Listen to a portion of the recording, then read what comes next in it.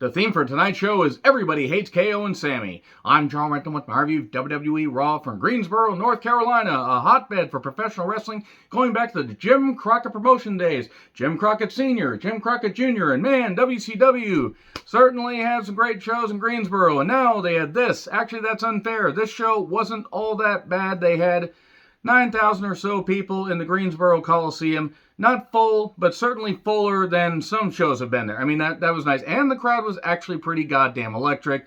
And yes, Night of Champions in Saudi Arabia in under 2 weeks. I will not be watching that show live because I work long hours on Saturday. And honestly, I'm not taking off that day to just watch that show. I think it'll be a fine show, but I'll catch up later. So the review will be up either possibly Sunday morning, or maybe even late in the evening, shrieking Paul Simon noises. So yes, KO and Sammy coming out to a big pop. Let's go. And honestly, like 50% of the show, it was either KO and Sammy, Imperium, or Judgment Day. They were all over this goddamn show. And so Night of Champions gets talked about. The bloodline is crumbling according to Zayn, and quite frankly, I think Owens has had it. Yes, they've never really been able to continuously have the same camaraderie. I mean, obviously they're friends, but as far as on-screen talents, they crumble and they fracture because they have two different views of wrestling and what should happen, and also the fact that they can never both stay as good people. Like KO has to go heel, or Sammy maybe somebody has to fracture the friendship and then they get back together and whatever. They're going to probably lose the tag titles soon, sooner than later. If they had enough tag teams, they could split the tag titles, but honestly, they really should keep them unified. Here's Judgment Day. And somebody utters, Gentleman and Dom. Now, that was pretty funny. Owens is tired of everything. And basically just says, let's fight! And then Zayn's like, wait, let's hear them out. And then Balor's like, best of Luke. I'm sorry. Rhea, just Christ, Rhea looking amazing, absolutely amazing. And Dominic gets booed. I mean, okay. He gets the most anger as far as, any wrestler in WWE. MJF's still way up here because MJF can wrestle, but Dominic does definitely get that, kind of reaction, and that's great. That's great. I really, quite frankly, don't want to see him, but that's good that people want to boo him. Anyway, brief brawl. Nakamura gets a pop. The Miz tried to seduce Shinsuke was a line that Kevin Patrick said. I want Kevin Patrick arrested and sent to the commentary gulag for that goddamn line. Send him in there with Michael Cole.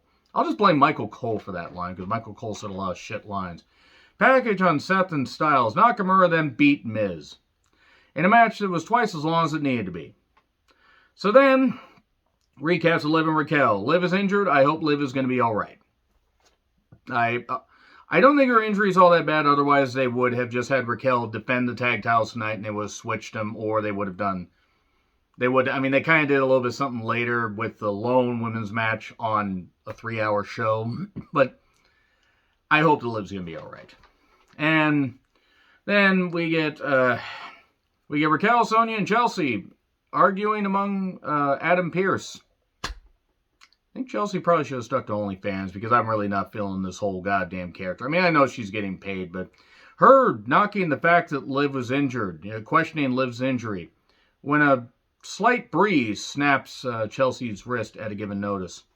So, anyway, interview with Rollins. Look, I know what they were trying to go for here, but I really don't need to see more Corey Graves on my television.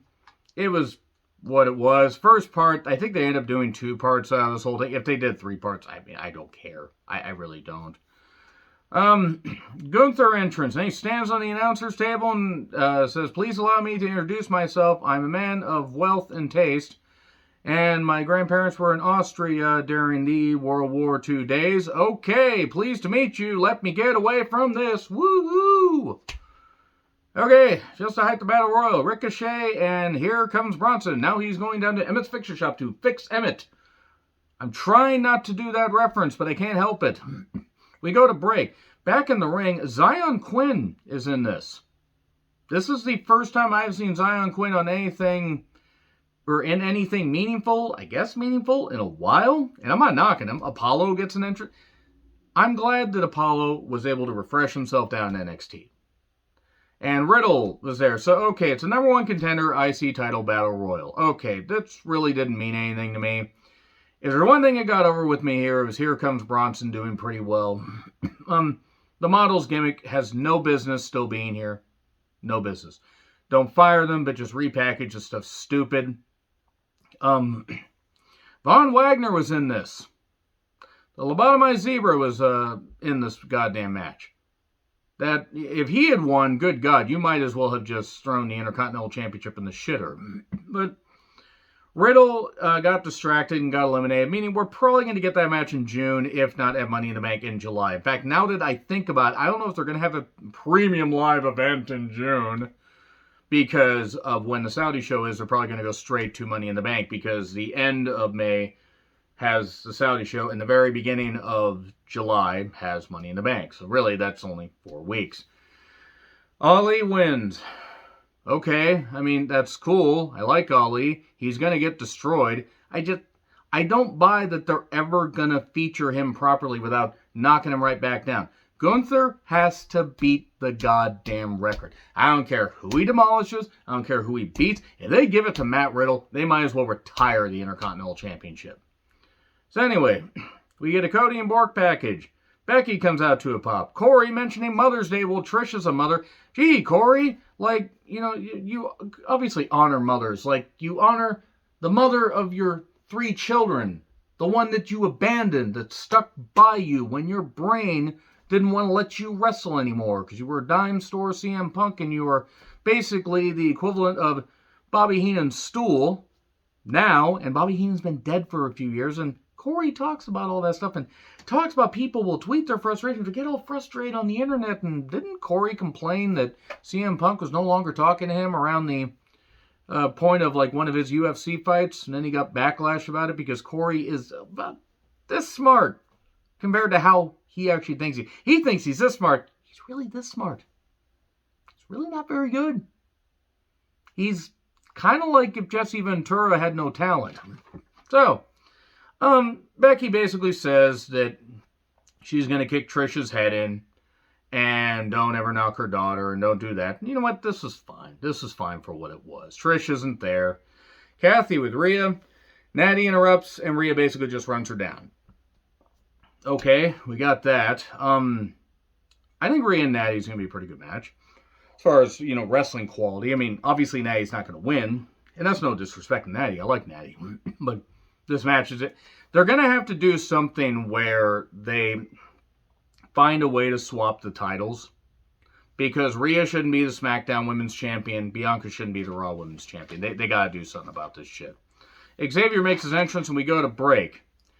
And Ali trying to be positive backstage. Positive. Sheik always positive. And then Gunther interrupts and basically shakes his hand and is like, oh, you're not going to win. And then Ali's like, aha, but you'll fly around halfway around the world and then you're going to fly back and I'm going to have beaten you. And I like Ali and I wouldn't mind him winning the Intercontinental Championship. He ain't going to win it and Gunther needs to break the record. Dominic tries talking. Xavier mocks him and then they had a match. Corey being abysmal on commentary, which is nothing new. This was given some time for some reason, despite the fact that Dominic wrestles with all the ability of a fish trying to walk on land. And we totally missed the gut buster. I hope that Xavier's alright because he was limping and Dominic just kind of crumbled in a heap. Rhea distracts, hits Xavier, and then a weird roll-up 1, 2, 3. I don't have a problem with the heel cheating to win, but God, this was rough. This was really rough. So, J.D. McTuna pre-tape. They're giving J.D. McDonough Sean O'Hare's gimmick. If only they... Nope, not going to say that. Let's just say Sean O'Hare did it better. Now, the problem is J.D. McDonough has a head the size of like a frickin' Minecraft character. It's actually mind-blowing. So, anyway... Indus Sher led by Jinder and Mahal. Good job, Kevin Patrick. Indus Sher then beat up 2 jobbers. No one cared. No one cared. This is when they were piping in the crowd noise. But not this, Veer. Because Veer came really, really hard. And then Jinder tried talking. Why is Jinder getting promo time on a wrestling program in 2023? if you like him, that's fine. I'm sorry. This isn't going to work. Gunther interrupts KO and Sammy and needles both of them, and then we have a 6-man tag for next week. Who are they going to get to be their tag partner? It's going to be Riddle. It's going to be Riddle, because based solely on what happened with the Battle Royal. If you telegraph this anymore, you would basically be using old Morse code, assuming that's how that works. So, the He Gets Us ad. Reminder that the He Gets Us people are bigoted, anti-LGBTQ, and basically if you're not white and Christian, which, by the way, if you are white and Christian but actually have your head not up your ass, then good. If you agree with the people that sponsor or that are behind He Gets Us, you're fucking idiots and your children should be ripped from your arms. So anyway, they're bigots, they're morons. So, Mr. Insincerity himself is here. Cody Rhodes. I know that people like him. That's fine. I'm not saying he doesn't work hard. He is fake. He is theatrical. He is insincere. He should go to Hollywood. And he tells a story about the frog and the scorpion. I would have rather watched that than listen to this promo. And he's going to beat Brock Lesnar. Trying to say the word species nearly caused him to lose his tongue. Nikki Cross is backstage, and Zoe started talking to her. Zoe saying, Nikki, you aren't grateful for the fact that I helped colonize Scotland. And then Candace says, don't talk to her that way. Zoe, being familiar with North Carolina because she remembers being on the front lines when, the Civil War happened. So then, this is also sponsored by Fast 10. I mean, Fast and Furious, but Fast 10. All about cars. Zoe was around when the first car was ever invented, when the first prototype blew up. She was there when the Wright brothers did that. She wanted to go on the plane, but they weren't going to let somebody so elderly do that.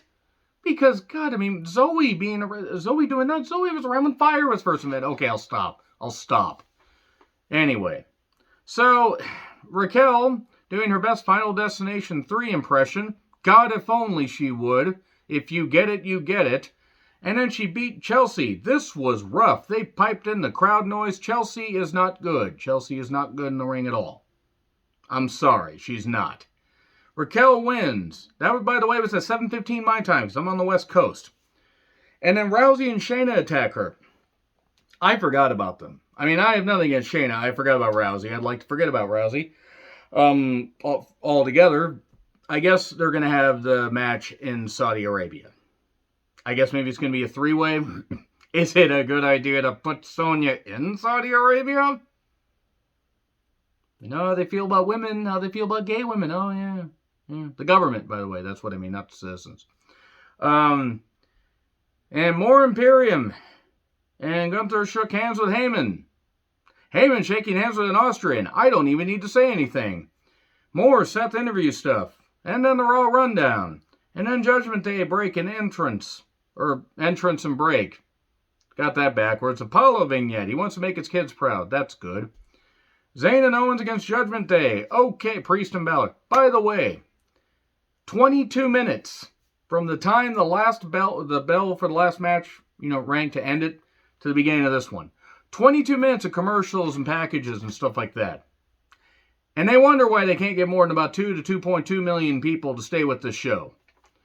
So anyway, at one point, they're calling for reinforcements. It's Dominic and Rhea, more like Rheaforcements, now that nobody's watching because of that pun. Rhea and Dominic get kicked out, and then Xavier attacks Dominic. They could have had Natty attack Rhea, but no, why do that? Why heat this program up at all? Why heat it up beyond a lukewarm, saute that's trying to be right now? Owens kept landing on Priest like he owed him money. Heyman had shown up by this point. More Imperium, distraction. This needed more distraction finishers. This really did. This was the second distraction finish in the last hour and a half. Because Xavier and Dominic, by the way, didn't start till about 90 minutes into the show. And we get a stomp, a flush stomp. 1, 2, 3. Okay, there you go. It wasn't a bad show. I just didn't see really much of a point in going on about it. By the way, here at the end, Bray Wyatt is apparently, according to PW Insider, off the WWE roster. If this is true, he needs time away. If it's a personal matter, something beyond his control, I hope he can, I hope whatever it is gets addressed and that he's all good. If that's it and they just cut and let him go, good. Because honestly, he's been, besides merchandise, he has not been good for wrestling, and he's not very good in the ring. He can go make movies with Blumhouse. More as it develops, I guess. Agree, disagree with what I said? Like, share, subscribe, Twitter handle in the description. I'm John Ritlin. I'll see you soon.